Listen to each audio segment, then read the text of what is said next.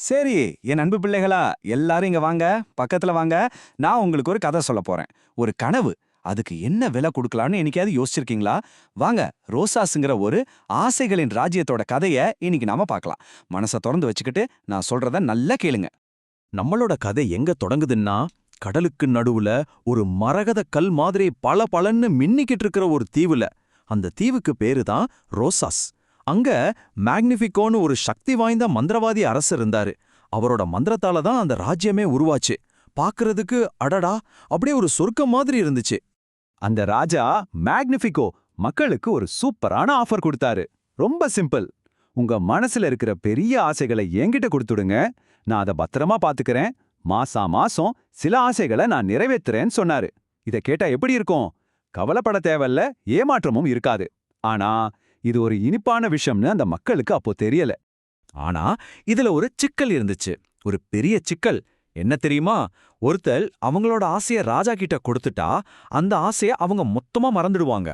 யோசிச்சு பாருங்க, ஆசையே இல்லாம ஒரு வாழ்க்கை. அந்த மக்கள் அவங்க ஆன்மாவோட ஒரு பகுதியை இழந்த மாதிரி ஆயிட்டாங்க. சிரிக்க மறந்துட்டாங்க, கனவு காண்றதே நிறுத்திட்டாங்க. சொல்லப்போனா வெறும் நிழல் மாதிரி ஆகிட்டாங்க. எப்பவாவது நம்ம ஆசை நிறைவேறுமான்னு விடியாத ஒரு ராத்திரிக்காக காத்துக்கிட்டு இருந்தாங்க. ஆனா இவ்ளோ இருட்டுக்கு நடுவுலயும் ஒரு சின்ன நம்பிக்கை தொடர் எரிஞ்சுக்கிட்டு இருந்துச்சு. அந்த சுடர் தான் ஆஷா. 17 வயசு பொண்ணு. அவ மனசு முழுக்க அன்பு. முக்கியமா அவளோட 100 வயசு தாத்தாவோட ஆசைய எப்படியாவது நிறைவேற்றணும்னு ஒரு வைராகியத்தோட இருந்தா. அந்த நம்பிக்கையோட தான் ராஜாவோட உதவியாளராக சேர்றதுக்காக அரண்மனைக்கு போறா. அங்கதான் அரசரோட உண்மையான முகம் என்னன்னு ஆஷாவுக்கு தெரிய வருது. அவரோட அழகான பேச்சுக்கு பின்னாடி ஒரு பயங்கரமான உண்மை ஒளிஞ்சிருக்கு.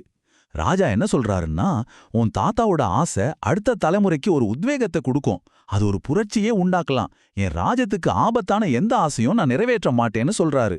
அப்பதான் ஆஷாவுக்கு புரியுது, இது ஒரு பாதுகாப்பான கோட்டை இல்ல, இது ஒரு கட்டுப்பாட்டான சிறைச்சாலைன்னு. இங்கதான் 2 பெரிய சக்திகள் ஒன்னோட ஒன்னு மோதுது. ஒரு பக்கம் ராஜாவோட பயம், கட்டுப்பாடா இருக்கணுங்கிற எண்ணம். இன்னொரு பக்கம் ஆஷாவோட நம்பிக்கை, எல்லாருக்கும் சுதந்திரம் வேணுங்கிற எண்ணம். இது சும்மா ஒரு ராஜாவுக்கும் ஒரு சாதாரண பொண்ணுக்கும் நடக்கிற சண்டை இல்ல. இது ரோசாஸ் ராஜ்யத்தோட ஆன்மாவுக்கான ஒரு போர். மனசு உடைஞ்சு போன ஆஷா ரொம்ப எளிமையான ஆனா ரொம்ப சக்தி வாய்ந்த ஒரு கேள்வியை கேட்கறா. சரி, நீங்க ஆசைகளை நிறைவேற்றலன்னா பரவாயில்ல, அதையாவது எங்ககிட்ட திருப்பி கொடுத்துருங்களேன், நாங்களே முயற்சி பண்றோம்லன்னு கேட்கறா. அவ்வளவுதான். இந்த கேள்வி ராஜாவோட அதிகாரத்தையே ஆட்டி பாத்துருச்சு. ஏன்னா இதுக்கு அவங்கிட்ட பதில் இல்ல. ராஜா மேல இருந்த மொத்த நம்பிக்கையும் போனதும் ஆஷா வேற என்ன செய்வா? அன்னிக்கு ராத்திரி அவ வானத்தை அண்ணாந்து பாக்குறா. பல வருஷமா ரோசாஸ்ல யாருமே செய்யாத ஒரு விஷயத்த செய்றா. ராஜா கிட்ட இல்ல, நட்சத்திரங்கள் கிட்ட ஒரு ஆசைய கேக்குறா. தன் முழு மனசோட இதயத்தோட ஆழத்துல இருந்து வேண்டிக்கிறா. அது ஒரு உதவிக்கான குரல், ஒரு நம்பிக்கையோட சின்ன கீதம். அவளோட வேண்டுதலுக்கு வானம் பதில் சொல்லுச்சு. நிஜமாவே ஒரு நட்சத்திரம் கீழே இறங்கி வந்துச்சு. அது சும்மா ஒரு வெளிச்சம் இல்ல, அது ஒரு தூய்மையான மேஜிக். ஒரு சின்ன குழந்தை மாதிரி குறும்புத்தனம் பண்ற ஒரு சக்தி. அது வந்ததும் என்னாச்சு தெரியுமா? அதோட நட்சத்திர தூள் பட்டு காட்டுல இருந்த விலங்குகள்லாம் பேச ஆரம்பிச்சுது, செடிகள்லாம் பாட ஆரம்பிச்சுது. ஆனா ஒரு விஷயம், அந்த நட்சத்திரத்தால நேரடியா ஆசைகளே நிறைவேற்ற முடியாது. ஆனா யார் யாருக்கெல்லாம் அவங்க கனவை அடையணும்னு ஆசை இருக்கோ அவங்களுக்கு உதவி செய்யும். அது ஒரு புது ஆரம்பத்தோட அறிகுறியா இருந்துச்சு. ரோசாஸ்ல ஒரு புது மேஜிக் வந்ததை பார்த்ததும் ராஜாவுக்கு பயம் வந்துருச்சு. தன்னோட அதிகாரம் போயிடுமோ, கட்டுப்பாடு தளர்ந்துருமோன்னு நடுங்கி போயிட்டான். அந்த பயத்துல அவன் ஒரு பயங்கரமான முடிவுக்கு வந்தான். பல வருஷமா பூட்டி வச்சிருந்த தடை செய்யப்பட்ட ஒரு மந்திர புத்தகத்தை திறந்தான். இன்னும் அதிக சக்தி வேணும்னு நினைச்சான். ஆனா அந்த பாதை அவனை அழிவுக்கு தான் கூட்டிட்டு போச்சு. இங்கதான் நீங்க ஒன்னு கத்துக்கணும் குழந்தைங்களே. அதிகாரம்ங்கிறது எவ்வளவு ஆபத்தானதுன்னு பாத்தீங்களா? ஆரம்பத்துல மந்திரத்தை அவன் கட்டுப்படுத்தினான். ஆனா இப்போ அந்த இருண்ட மந்திரம் அவனை கட்டுப்படுத்த ஆரம்பிச்சிருச்சு. மக்களோட ஆசைகளையே நசுக்கி அதுல இருந்து ஒரு புது மந்திரக்கோளை உருவாக்குறான். ஆஷாவை ஒரு துரோகின்னு சொல்லி மக்களையே அவளுக்கு எதிரா திருப்புறான். ஒரு பாதுகாவலனா இருந்தவன் இப்போ ஒரு கொடுங்கோலனா மாறிட்டான். ஆனா ஆஷா தனியா போராடல. அவளோட தைரியம் அவளோட நண்பர்களுக்கு ஒரு உத்வேகத்தை கொடுத்துச்சு. அவ பேசுற ஆடு வேலண்டினோ, அவளோட 7 நண்பர்கள், ஏன் கடைசில ராணி அமாயா கூட ஆஷா பக்கம் நின்னாங்க. தன்னோட குடும்பத்தோட ஆசையை மட்டும் காப்பாத்துறது முக்கியம் இல்ல, எல்லா மக்களோட ஆசைகளையும் விடுவிக்கணும்னு ஆஷா முடிவு செஞ்சா. திருடப்பட்ட கனவுகளை மீட்க ஒரு சின்ன புரட்சியே ஆரம்பமாச்சு. கடைசி கட்டத்துல ராஜா தன்னோட இருண்ட சக்தியால மொத்த ராஜ்யத்தையும் இருட்டுல மூழ்கடிச்சான். எல்லா நம்பிக்கையும் போயிடுச்சுன்னு எல்லாரும் நினைச்சாங்க.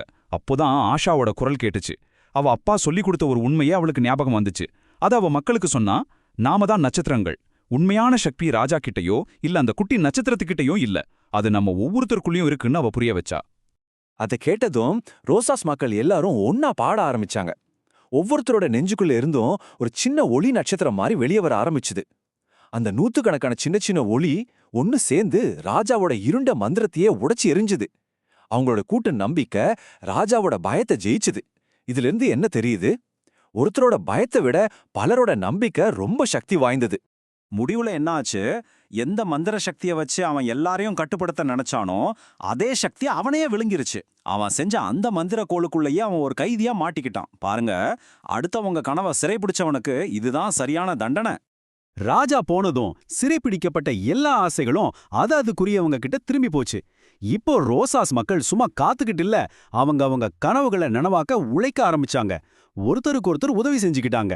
அந்த ராஜ்யம் மறுபடியும் சிரிப்பாலையும் பாட்டாலையும் புது நம்பிக்கையாலையும் நிறைஞ்சது. சரி குழந்தைகளே, இந்த கதை இப்போ முடியுது. கடைசியா நான் உங்ககிட்ட ஒன்னு கேட்கறேன். உங்க கனவுங்கிறது உங்க இதயத்தோட வெளிச்சம். அதை யாருக்கிட்டையும் என்னைக்கும் ஒப்படைக்காதீங்க. அது ஒரு சுமை இல்ல, அது உங்களுக்கு வழிகாட்டுற ஒரு ஒளி. அதனால இப்ப நீங்க சொல்லுங்க, உங்க கனவை நீங்க யாரிடம் ஒப்படைக்க போறீங்க? இல்ல நீங்களே அதை நனவாக்க போறீங்களா?